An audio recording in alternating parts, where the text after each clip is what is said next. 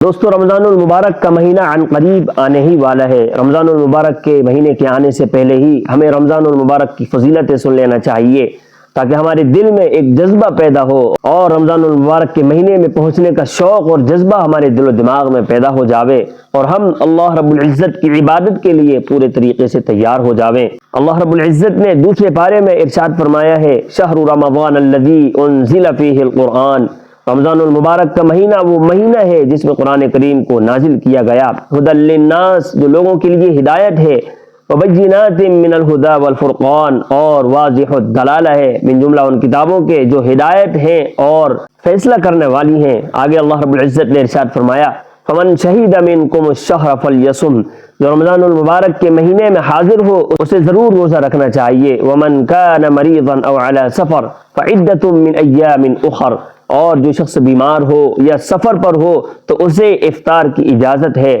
یعنی کہ اگر کوئی شخص بیمار ہے یا سفر پر ہے، روزہ نہیں رکھ سکتا، مشقت میں پڑ سکتا ہے، ایسی صورت میں وہ روزہ نہ رکھے، بعد میں ان روزوں کی قضا کر لے، اس لیے کہ اللہ تعالیٰ آسانیاں چاہتے ہیں، مشکلیں پیدا نہیں کرنا چاہتے۔ تو رمضان المبارک کی اہمیت کے لیے یہی آیت کریمہ کافی ہے کہ اس رمضان المبارک کے مہینے میں قرآن کریم کو اللہ تعالیٰ نے نازل فرمایا ہے۔ وہ کس طریقے سے؟ ایک تو لوح محفوظ سے آسمان دنیا پر ایک ہی مرتبہ میں رمضان المبارک میں قرآن کریم کو اللہ تعالیٰ نے نازل فرمایا، دوسرے جب قرآن کریم کا نزول ختم ہوا تو وہ رمضان المبارک کے مہینے میں ہی ختم ہوا۔ بخاری و مسلم شریف کی روایت ہے، من صام رمضان ایمانا واحتسابا غفر له ما تقدم من ذنبه، کہ جو شخص ایمان اور ثواب حاصل کرنے کی نیت سے رمضان المبارک کے روزے رکھتا ہے اس کے تمام پچھلے گناہوں کو معاف کر دیا جاتا ہے۔ اور لیلۃ القدر کے بارے میں فرمایا، ومن قام لیلۃ القدر ایمانا واحتسابا غفر له ما تقدم من ذنبه،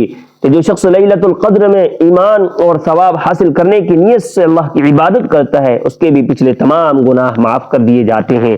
تو رمضان المبارک کا مہینہ تمام مہینوں کا سردار ہے۔ رمضان المبارک کے مہینے میں دن میں روزہ رکھنا فرض ہے، رات کی تراویح کو سنت قرار دیا گیا ہے۔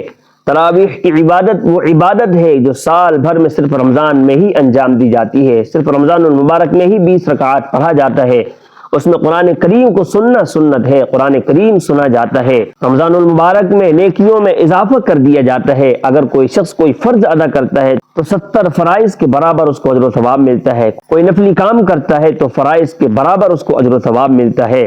اس میں شب قدر ہے، شب قدر جس کو لیلۃ القدر بھی کہا جاتا ہے۔